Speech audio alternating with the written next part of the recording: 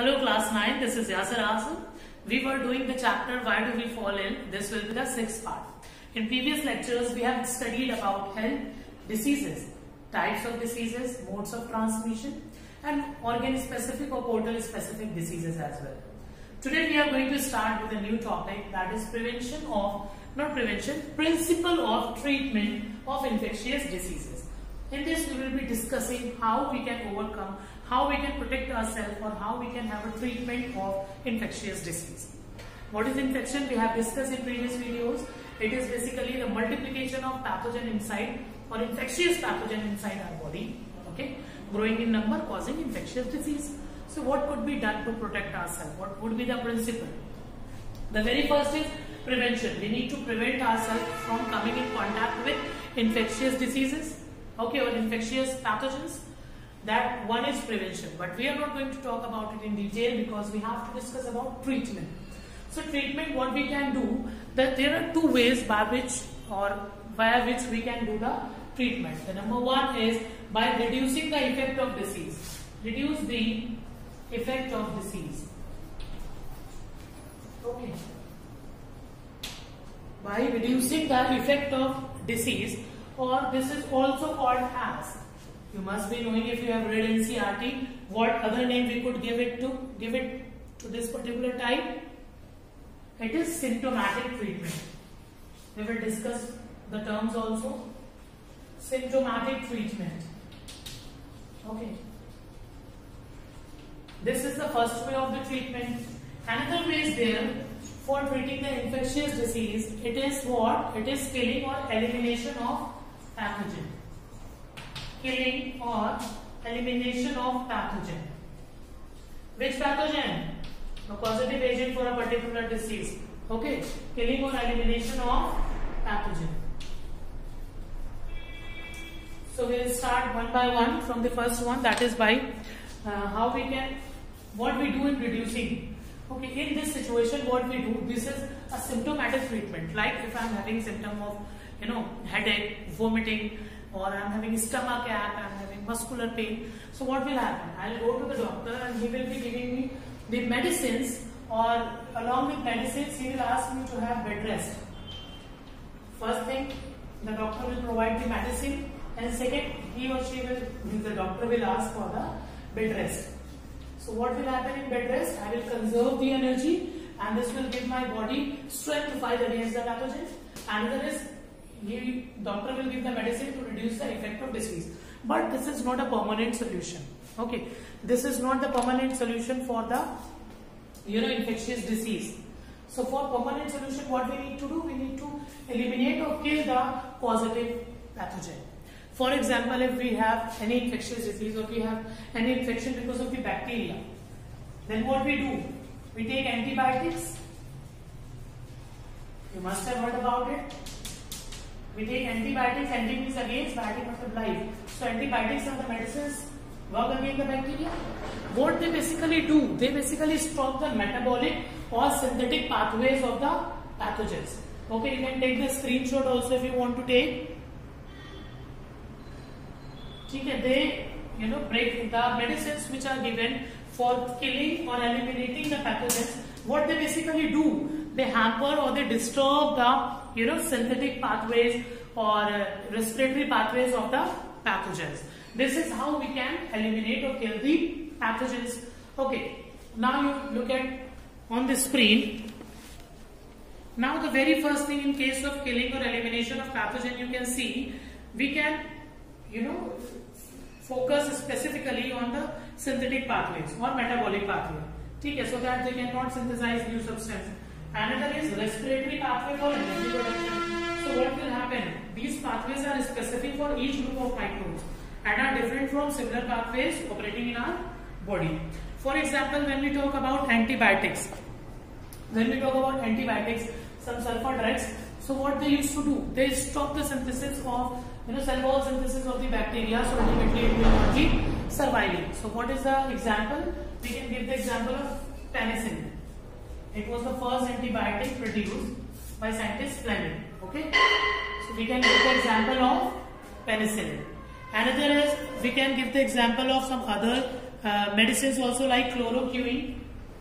This is used against the malarial infection. Okay, you must have heard about it. It is very common medicine. Okay, another is, you can see the sequentially, penicillin, chloroquine, and the next one is your metronidazole. It is used for the diarrhea, dysentery, okay, which is caused by the ant amoeba. Understood? So this is how you can explain the treatment. We are having two ways: reducing the effect of disease, it is a symptomatic treatment. Another is killing or elimination of the pathogen. Second one is much better because it permanently removes the infection from your body, because it kills or eliminates particular pathogen. Okay, that's fine. Now coming to the next part, the one or few lines are given in your NCERT that why making antiviral drug is difficult. The very first thing is they have very less genetic material, means viruses. Okay. Along with that, they know that their own biochemical processes. They enter into the host body and they use their mechanism, their cellular mechanisms. So they are dependent on the host body. So what will happen if I will be putting some medicines against the virus? So ultimately it will affect the metabolism of our body also. So this is how the making of antiviral drug is difficult. Some points are here. Viruses have very little hereditary material that controls a few biochemical mechanisms. They mutate very fast. Mutate means what? They change their genetic composition very fast. Hence the same drug is unable to work on mutant forms of viruses. And RNA viruses mutate even faster. Viruses also have two categories. One is DNA virus, another is RNA virus. RNA viruses are more mutant. Okay, they have capacity to mutate faster. Next, viruses utilize cellular machinery of our body. It means drug used against viruses might interfere with the human biochemical pathways. Viruses use cellular resources of human body. They offer very few, or you can say very few virus-specific target to aim at. Okay, therefore we can say that making antiviral drug is difficult. Okay, but with due development of the technology, there are only few effective antiviral drugs. For example, dideoxyniacin and zidovudine are the first anti-HIV drugs. Okay, so this we have discussed about the principle of treatment and why making antiviral drug is difficult. Now the next topic which we need to cover is limitations of treatment. What are the limitations of the treatment? Can you guess what are the limitations of the treatment? When we say limitations of the treatment, so you must think about the loopholes. Not loopholes, basically you can say shortcomings. Okay, what will be the problem after the treatment even? So the very first thing is damage to body functions. Certain body functions are damaged permanently after the infection, even after the treatment. Okay, just like we see in Corona. I am giving the same example again and again because you people are updated, in touch with this particular world. So what happened in this situation? Many of the people have lost their sense of smell and their taste buds are not giving the taste. So it's a permanent loss. Okay, although they have recovered. The very first thing is damage to the body function. Next is loss of working days. Likewise, I am working in an institution. If I get ill for 6-7 days, I will not be able to come to the school. So there is a loss of working days. Okay, it will ultimately affect my economy as well because I have to. I will be working without pay if I am going to do it for a longer duration. Next is source of infection, means when we talk about this particular one, this is important. The person suffering from infectious disease will serve as a source of infection. Okay, so this is the problem, like a person is suffering from any infectious disease and he has admitted in the hospital. So the people along with him in a particular room, like in general ward, or he is going on the way, means through road, he is communicating with the people. So he might spread the what? Disease. Okay. Now the next topic is very interesting, that is pulse polio immunization program. Pulse polio immunization program. It's a very short topic. Let me tell you what happened in 1995 December. It was started with full zeal. The purpose of Pulse Polio Immunization Program was to eradicate the polio disease. What was that? Polio virus was there, which infect and then it affect the spinal cord. Ultimately leads to the non-functioning of muscular parts of the body. Okay, so it affects the muscles as well. So it was decided in 1995 with two firms, we can say, or two associations like UNICEF, United Nations Children Funds, and WHO, that is World Health Organization. They both have decided to eradicate the polio. Okay. So for that, what they did advertisement. They create the awareness among the people. There are certain points for this. You can see for Pulse Polio Immunization Program that under this program, a massive survey to identify new polio cases throughout India was undertaken. Immunization camps at the interval are being organized to immune children from age 6 months up to 5 years. But it was difficult at that time to create the awareness because it is 1995, no Facebook, no WhatsApp. So they used to, program was spread through papers, pamphlets, radio, TV and televisions. Okay, now there are certain days fixed to carry out this program. We are calling it as National Immunization Days. We can say prefix days are announced to carry out the Pulse Polio Immunization Program all over the India. These days are called National Immunization Days or NIDS. Okay, now India is free from polio infection. Okay, so this much we have understood and I hope it is interesting as well for you people. And it's not as important as others we have discussed. PPIP, you must know about it, that which two organizations were united to form this and what was the aim of this program. Now the next topic which we are going to study is principle of prevention. It is basically principle of prevention. By treatment, we have understood what will be happening in treatment, reducing the effect. Or next, what? Killing the pathogen. Now we will be understanding about the general ways of preventing the infectious diseases. How you can prevent the infectious diseases? There are many ways. Prevention is better than cure. Always remember this line. Whenever such type of question comes where you have to mention about the prevention, write the line. Write this line, prevention is better than cure. So what we are going to discuss in this, how you are going to protect yourself. There will be two ways. One is general prevention, is general ways of prevention. Another will be specific. It's very easy to understand from the names only. General ways means what could be the ways. What could be the general ways? Think of it, everybody. Okay, general ways, the very first include your balanced diet, nourishment.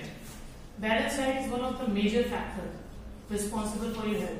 If you are not having balanced diet, you are not having a diet containing all the essential nutrients required, carbohydrate, protein, lipid, fats, then definitely you are going to suffer because these all together constitute an immunity for you. Immunity is what? Defense mechanism of the body.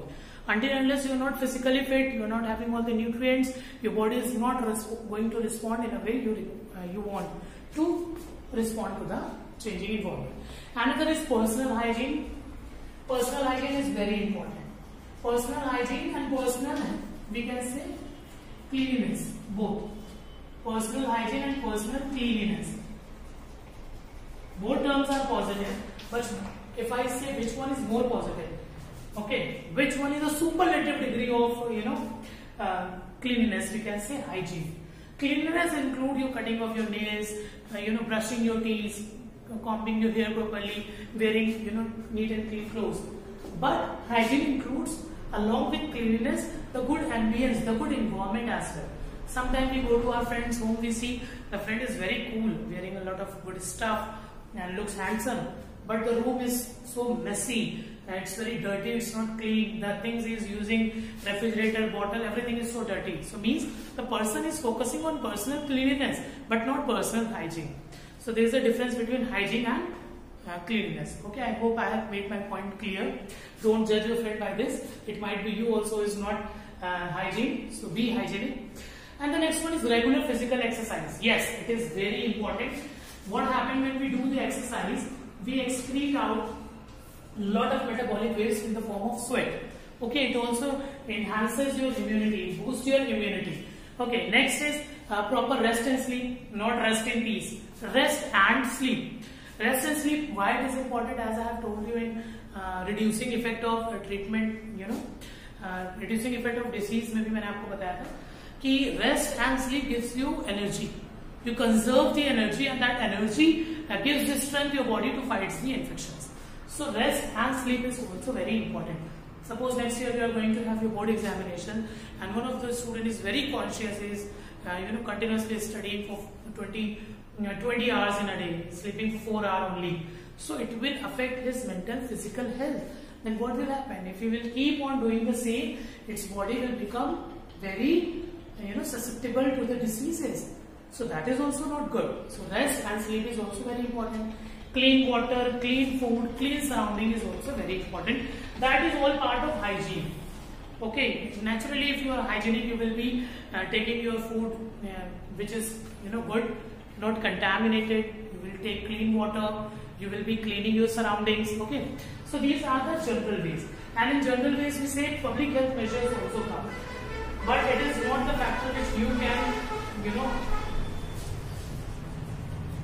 put your hands in. Public health measures, these are the initiatives taken by the government.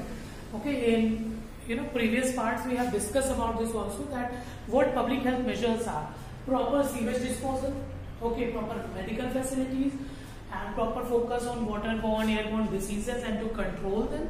These are the public health measures. The initiatives must be taken in the favor of public by the government. Okay.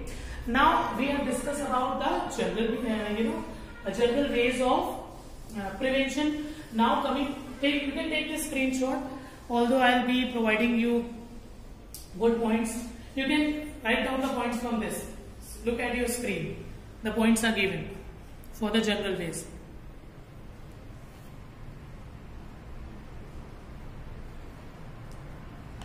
Okay, so I hope you must have understood this one. So this was the 6th part. In next part we will be discussing about the specific ways of preventing infectious diseases and vaccination, and the chapter will be completed. Till then, keep working hard, raise the banner of your school. Best of luck everyone.